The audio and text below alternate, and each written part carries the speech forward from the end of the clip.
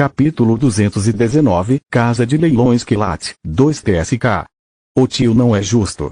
Não é, Shirpi? Seixa segurava Nike em seus braços como uma expressão frustrada, suas bochechas rosadas estufadas como balões. Seixa tinha ficado imensamente feliz ao descobrir que tinha um tio. Ele era generoso, assim como ela imaginava que seu pai seria. Ele fazia muitas comidas deliciosas para ela. Algumas vezes, ele até dava lanches escondidos para ela quando Bram não estava olhando.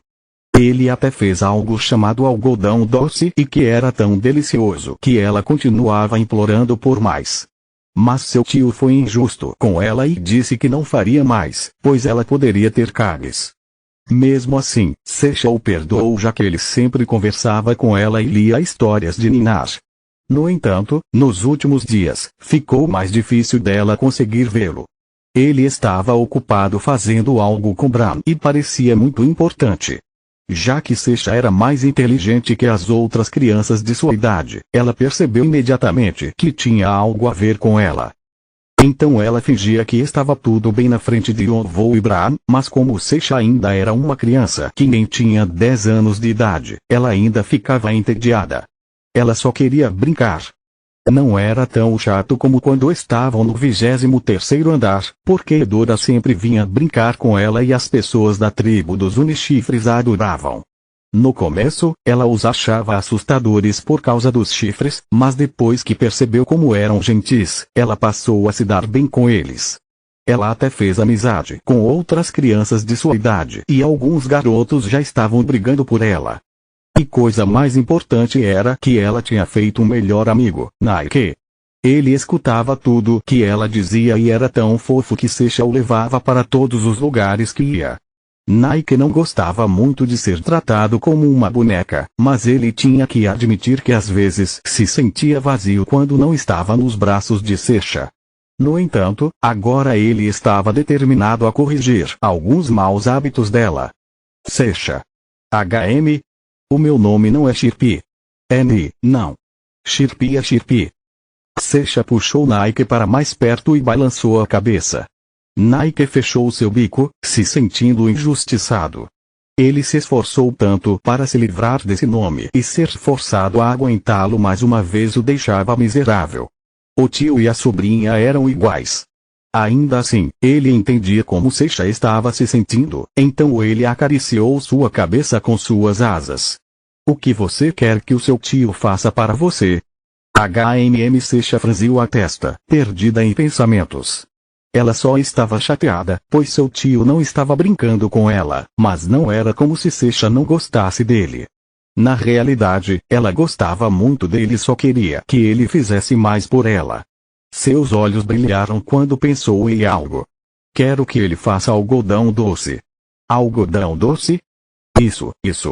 Algodão doce é tão gostoso. Ela babava como se já pudesse sentir o gosto em sua boca. Nike deu um sorriso e limpou a boca dela. Ele achava tudo nela adorável, exceto o jeito que ela o chamava de Shirpi. Seixa.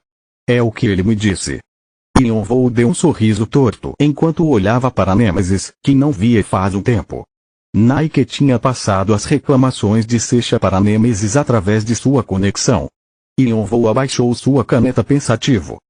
Era verdade que ele esteve gastando menos tempo com sua sobrinha ultimamente. Yonvo estava ocupado passando noites acordado para completar os processos finais da Pedra Filosofal. Sou um idiota. Yonvo se repreendeu. Ele não estava finalizando a Pedra Filosofal para fazer a Seixa feliz. Mas, ao invés disso, trabalhar na pedra fez ela se sentir solitária. Algodão doce. Ele decidiu que precisava cuidar melhor de Seixa de agora em diante e estava pensando no que fazer para se desculpar com ela. Ele poderia fazer algodão doce, mas queria fazer algo mais especial. Além disso, algodão doce não era bom para a saúde dela. Ele sentiu os olhos de Nêmesis nele. Espera, por que você não está com Nike e Seixa? Isso não é importante agora. Nêmesis não conseguia dizer que sempre se sentia exausto depois de brincar com Seixa. Diferente de Nike, que podia simplesmente ficar nos braços de Sasha porque era pequeno, Nemesis era como um parque de diversões gigante para ela. Ele tinha que voar com ela em sua cabeça, brincar de esconde-esconde ou fazer um show de mágicas. Ele tinha que fazer todos os tipos de coisas chatas e difíceis e depois de tudo isso, ele sentia todo o resto de sua força o deixando quando ela o chamava de Grovo. O tio e a sobrinha realmente são iguais. Sasha era uma criança ótima e bondosa, mas tomar conta de crianças era cansativo. Yonvou deu um sorriso irônico quando olhou para Nemesis. Ele achava que sabia por que Nemesis estava agindo daquele jeito. A Sasha. Sim, Bran fechou o livro que estava lendo. Era um livro que ele tinha pegado emprestado do ancião-chefe, que tinha se tornado um dos seus amigos mais próximos. A tribo dos Unchifres permitia que livros fossem emprestados contanto que não fossem pergaminhos de Mugong. Bran estava lendo sobre a história e a política da torre. Ele sempre gostou de ler livros em seu tempo livre já que era um estudioso, mas Sasha era mais importante para ele do que conhecimento. Bran suspirou quando ouviu que Sasha estava se sentindo solitária ultimamente. Yonvou estava tentando encontrar uma solução para o problema, mas a verdade era que Bran era ainda pior em resolver esses tipos de situações do que Yonvou. Vai ser difícil, concordou. Yonvou suspirou.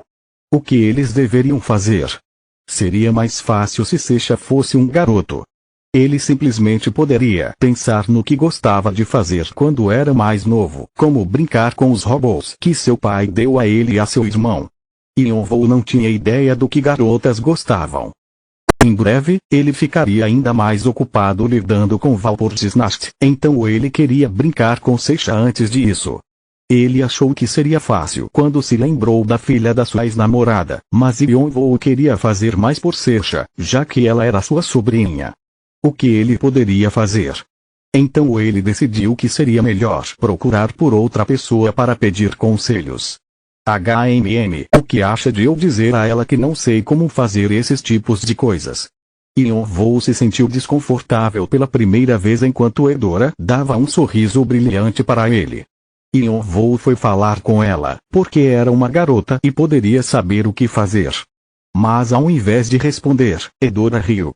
Que inesperado o quê? Acho que também tem coisas que dão trabalho para você.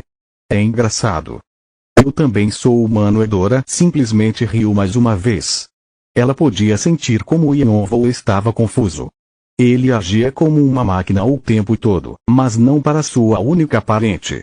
Ela estava feliz por ver seu lado humano e sentiu que a distância entre os dois tinha diminuído depois que ela viu seu rosto. Será que devo agradecer Sasha por isso? Edora se lembrou do que Sasha tinha dito a ela e não conseguiu segurar um sorriso. Ela estava preocupada pelo fato de que o assassino de Ano ainda não tinha sido capturado mesmo depois do rei marcial ter se juntado à perseguição, mas sentiu como se sua mente estivesse clareando graças a Yonvou e Sasha. Se você não tem nenhuma sugestão, eu vou embora. Edora percebeu que ela o tinha provocado demais e agarrou o braço de Yonvou. Não pense muito nisso. Yonvou pausou. Que? Ser genuíno é mais importante. Ser genuíno. Edora concordou. Sim. Não pense nisso como se fosse uma grande responsabilidade, só vai deixar as coisas mais difíceis. Mas ser genuíno era difícil para Yonvou. Edora chacoalhou a cabeça ao ver que ele não sabia o que dizer. Era óbvio para ela que Sasha tinha Yonvou preso na palma de sua mão. Então o que acha disso? Venham aqui. A voz de Yonvou foi transmitida pela conexão que tinham e a expressão de Nike se iluminou. Vida brilhava em seus olhos entediados. Ele não precisava mais ser uma boneca. Sasha, o mestre disse para irmos até ele porque tem uma coisa gostosa para você. Quer ir? O tio? Sim. Eu quero. Em caso dela mudar de ideia, Nike imediatamente agarrou os ombros dela com suas garras e saiu voando. Ah! Estou voando. Eba! Sasha adorava voar no céu. Ela preferia montar em Nemesis porque ele se parecia com uma montaria de parque de diversões, mas também era divertido voar com Nike. Eles logo chegaram na localização que Yonvou tinha passado. Era um jardim onde eles caminhavam frequentemente. Yonvoo estava esperando ao lado de uma mesa. Tio. Seixa correu e pulou nos braços de Yonvoo, que era a segunda coisa mais divertida de se fazer depois de voar. Era legal fazer isso porque ele era forte e muito carinhoso com ela. Você se divertiu? Embora a voz de Yonvoo fosse normalmente fria, quando falava com Seixa era afetuosa e gentil. Sim. Chirpy brincou comigo. Yonvoo acariciou sua cabeça. Seixa parecia tão adorável quanto um cachorrinho. Ela sorria enquanto olhava para ele e Yonvoo teve certeza de que não existia nenhuma outra criança no mundo mais fofa do que ela. Ele já estava começando a se sentir preocupado sobre o que aconteceria quando ela se tornasse adolescente e trouxesse um garoto para casa. Não. Crianças crescem rápido hoje em dia. E, de repente ele decidiu que tinha que dar um jeito nos garotos da tribo dos Unichifres primeiro. Tio, tô com fome. Yonvoo sorriu enquanto a olhava nos olhos. Olhos que estavam implorando por guloseimas. Eu fiz algo especial hoje, algo especial. O que é? Lembra do sorvete que te dei da última vez? Lembro. Era tão gostoso. Seixa gritou com os braços para cima. Era gelado, doce e gostoso. Seus olhos se arregalavam mais a cada mordida. E tinha mais do que um sabor. Chocolate, baunilha, morango e muitos outros. Ela gostou tanto que acabou comendo todos os dias por 2 semanas. Eu fiz um bolo de sorvete, bebolo. C com sorvete. Seixa parecia que tinha descoberto um artefato sagrado extremamente raro. Ela não sabia que algo assim poderia existir. Seixa fez um cálculo rápido em sua cabeça. Sorvete mais bolo, algo muito, muito gostoso. Sua cauda balançava de alegria. Yonvoo não conseguiu evitar um sorriso. Enquanto ele pedia gentilmente para que ela se sentasse, ele abriu o entremeão para pegar um garfo e um prato com um pedaço de bolo de sorvete. Seixa correu para se sentar na cadeira e levantou o garfo. Como Brana tinha ensinado, ela disse, obrigada pelo lanche. Ela enfiou o garfo no bolo. Sorvete derretia fácil, então ela tinha que comer rápido. Não muito tempo depois, suas bochechas estavam estufadas, como se ela fosse um hamster. Ela tremeu levemente, como se tivesse engolido muito sorvete, e suas escamas se eriçaram. Mas seus olhos brilharam e ela levantou o garfo de novo.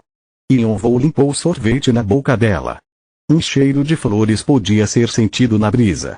Embora ele estivesse preocupado com várias coisas, seu coração se aqueceu ao observar Seixa. O mestre Nike subiu no ombro direito de Yonvoo e cutucou a cabeça dele com seu bico afiado. O quê? Posso comer um pedaço também? Nike estava babando. Afinal, ele ainda tinha só 1 ano de idade. Yonvoo empurrou outro prato com bolo de sorvete para ele. O conselho de Edora era simples. Reservar um dia para Seixa. Ela disse que isso seria o suficiente. Yonvoo não acreditou muito nela, mas percebeu que ela estava certa. Seixa não parou de sorrir pelo resto do dia. Era essa a expressão que ele queria ver. Como Edora explicou, Seixa precisava de atenção. Depois que o sol se pôs, Yonvoo contou uma história para Seixa dormir, uma que sua mãe contava a ele quando ainda era criança, chamada O Sol e a Lua. Ah! Que bobo! O tigre é tão burro. É claro que ele vai escorregar da árvore se passar óleo nela. Seixa caiu na gargalhada ao ouvir sobre o tigre que caiu no truque de uma criança. Seus olhos brilharam quando ela ouviu que as crianças na história se tornaram o sol e a lua depois de escalar o céu como uma corda. Tio, de repente, Seixa perguntou. O papai também está no céu como o sol e a lua? Por um momento, Yonvoo não conseguiu responder. Seus olhos se arregalaram. Seixa sorriu. A mamãe disse que o papai virou uma estrela e está me observando o tempo todo, então eu não posso fazer nada de ruim. E se eu fizer um desejo para as estrelas, vai ser entregue para o papai também. Na história, a irmã mais nova se tornou o sol e o irmão mais velho se tornou a lua.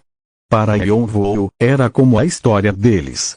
Seu irmão brilhante era o sol e ele seguia em silêncio atrás dele como a lua. O sol brilhava muito forte e se tornou uma estrela. A lua se transformou em uma meia-lua e depois uma lua minguante antes de desaparecer e voltar como uma lua cheia. É claro. O seu pai está sempre te observando não é? Yonvou deu um pequeno sorriso e acariciou a cabeça de Secha até ela cair no sono. Então ele pegou o relógio de bolso e o esfregou. Ele podia sentir as bordas irregulares em sua pele e a noite quieta pareceu se tornar aconchegante e tranquila. Capítulo 220, Casa de Leilões Quilat 3. No dia seguinte, Yonvou visitou o rei Marcial para fazer um pedido.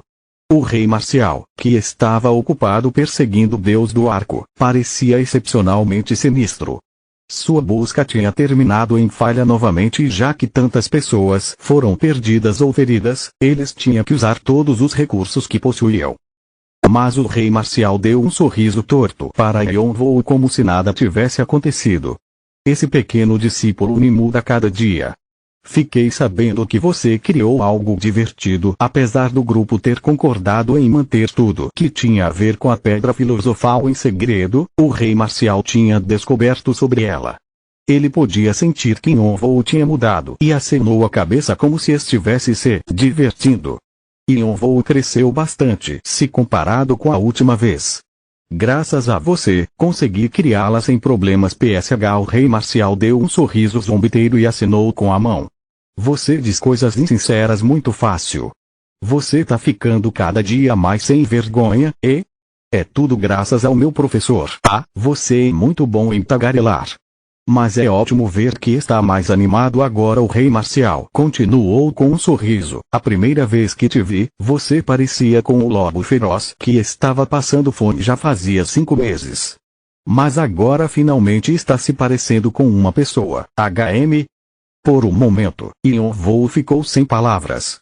Ele sentia como se entendesse por que o rei Marcial estava dizendo aquilo. Quando se encontraram pela primeira vez, Yonvou só pensava em vingança. Mas agora as coisas mudaram. Embora ele fosse forte, várias coisas preencheram seu coração vazio e ele não era mais tão frio quanto antes. Secha, Bram, Galliard, Punch, Edora e o rei Marcial, ele estava rodeado de ótimas pessoas agora e se tornar mais próximo delas o ajudou a crescer mentalmente e emocionalmente. Além disso, ele estava mais relaxado agora. Se não fosse por eles, ele teria continuado a subir a torre impiedosamente sem descanso. Bem, ficar forte é bom, seja por fora ou por dentro. Se você focar muito em uma coisa, uma hora vai cair. Por um tempo, parecia que você só se importava com o crescimento externo, então eu fiquei preocupado. Mas estou aliviado agora. O rei Marcial acenou com a cabeça e sorriu. Seus olhos expressavam o quanto estava orgulhoso de Yonvou. Yonvou também sentiu orgulho surgir em algum lugar de seu coração. Era a primeira vez que o rei Marcial o elogiava assim. Mas tenha cuidado dobrado. Agora você possui muitas coisas e mesmo que tudo esteja dando certo agora, é normal você se abalar algum dia. A mente das pessoas é incrivelmente fraca. Suas posses continuam sendo diferentes de quem você é. Você vai ficar bem enquanto se lembrar disso. Ele queria dizer que Yonvou não deveria ficar preso a coisas que não faziam parte de quem ele era. A coisa mais importante é quem ele é, em outras palavras, sua mente. Vou tomar cuidado, certo? Ótimo. O sorriso do rei Marcial ficou ainda maior. Yonvou estava se saindo bem melhor como um discípulo do que ele esperava, apesar de terem se encontrado ao acaso. Na verdade, antes de Yonvou, o rei Marcial tinha perdido qualquer interesse de aceitar mais discípulos. Seu primeiro discípulo tinha seguido o caminho da destruição por causa da ganância e seu segundo discípulo tinha virado as costas ao mundo porque achava muito difícil de entender os ensinamentos do rei Marcial. O rei Marcial sempre teve sucesso sua vida toda nas coisas que fazia. Desde que nasceu até se tornar o herdeiro do trono, ele viveu uma vida cheia de conquistas. Como resultado, ele passou a ficar hesitante quando se tratava de aceitar mais discípulos considerando sua taxa de fracasso. Mas seu terceiro discípulo estava indo bem. O rei Marcial esperava que ele pelo menos conseguisse seguir o caminho que escolheu em segurança. No começo, ele tinha aceitado Yonvoo como um discípulo para cumprir os desejos da tribo, mas agora estava sinceramente torcendo por ele. Bom, já chega de conversa de velho por hoje. O rei marcial rapidamente mudou de assunto para o caso de Yonvoo, descobrir o que estava pensando. Ele ficaria com vergonha se Yonvoo lesse seus pensamentos, e se Punch descobrisse, ele iria zombar de seu pai impiedosamente. Por que veio aqui? Parece que você quer pedir alguma coisa. Você faz parecer que o seu estudante só aparece quando quer algo do professor sério. Então quer dizer que você não precisa da minha ajuda? Mas seria rude o estudante rejeitar a oferta de ajuda do professor, seu engraçadinho. Então o que é? O rei marcial perguntou com um sorriso presunçoso. Yonvoo assentiu. Eu vim pedir uma máscara de pele. Uma máscara de pele. O rei marcial arregalou os olhos, se perguntando o que Yonvoo estava planejando agora. Nem todos da tribo sabiam sobre a máscara de pele e era ainda menos provável um forasteiro ter ouvido falar dela. Mas o rei marcial agiu como se não fosse grande coisa. Fale com o ancião-chefe e peça para ele te dar. Não precisa vir até mim para pedir coisas assim. Era a vez de Yonvoo ficar surpreso. A máscara de pele não era algo raro e precioso. E daí? Eu pareço tão mesquinho assim. E você não é. Ei, cuidado com a boca. Vou retirar a minha oferta. Esquece. Obrigado. Yonvoo se curvou rapidamente e foi embora para caso o rei marcial mudasse de ideia. O rei marcial deu um grande sorriso enquanto observava Yonvoo ir embora. Agora ele está até fazendo piadas comigo. Ele cresceu bastante. Yonvoo ia tentar vazar uma fórmula falsa da pedra filosofal para que a torre fosse dominada por caos. Ele e Bran conseguiram criar uma inscrição esmeralda falsa em 4 dias que se parecia quase exatamente como a original, exceto as instruções que eram uma mistura da fórmula real com algumas coisas que Yonvoo tinha inventado. Era uma imitação tão boa que aqueles que tentassem experimentar a fórmula achariam que era possível criar a pedra. No entanto, ninguém conseguiria passar de um certo ponto e mesmo se eles se esforçassem ou quebrassem a cabeça, seria impossível de criar a pedra. Yonvoo dividiu a inscrição esmeralda falsa em 4 partes. Você vai liberá-las na ordem, não é? Bran olhou para os pedaços da inscrição esmeralda e caiu na gargalhada, coisa que era incomum para ele. Então seu sorriso se tornou frio. Todos vão enlouquecer. O dragão vermelho ficaria especialmente ansioso, mas Bran estava certo de que os outros grandes clãs e rankers de alto nível estariam igualmente interessados. Era impossível de se medir a ganância por um órgão com poder mágico ilimitado. A Rainha do Verão e muitos outros jogadores estariam dispostos a fazer qualquer coisa para colocar as mãos em um. Bran queria ver Valport Snash em ruínas o mais rápido possível. Seus olhos brilharam ferozmente. Vamos começar. Yonvoo tirou sua máscara e colocou uma máscara de pele. Uma camada fina feita de fibras de plantas grudou em sua pele, fazendo-se sentir desconfortável.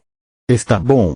Essa parte está para fora. Yonvoo olhou para Punch, que tinha consertado as partes estranhas antes de trazer um espelho para ele. O que acha? Não dá para dizer que não é real. Yonvoo acenou a cabeça para seu reflexo, que tinha se tornado de uma pessoa normal. Ele o examinou cuidadosamente, parecia que ficava mais interessante quanto mais olhava. Realmente não dava para dizer que era ele. Ao mesmo tempo, Yonvoo cuidadosamente retraiu seu poder mágico para dentro dele e transformou sua aura para outra diferente. Felizmente, a pedra filosofal dava a ele um controle incomparável sobre poder mágico. Depois que terminou, ele realmente parecia com uma pessoa fraca e normal com características que poderiam ser esquecidas facilmente. Até mais. Vejo você no 23º andar. Tenha cuidado. Yonvoo pendurou uma mochila nas costas e saiu da vila.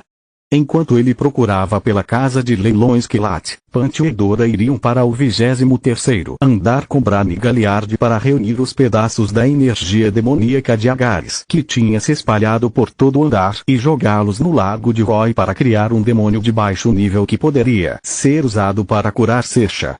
Ei, vamos dominar o mundo dos vilões agora. Shaman deu uma risada, se divertindo. Vilões? Estou errado? Vilões?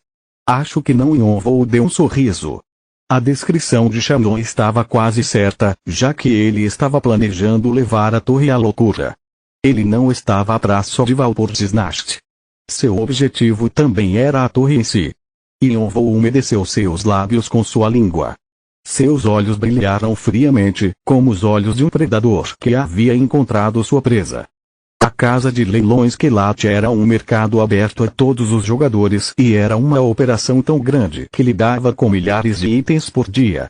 Era uma plataforma oficial que tinha a aprovação do escritório e os guardiões estavam sempre por perto para monitorar a situação e examinar os itens colocados para leilão para que ninguém se preocupasse com fraudes.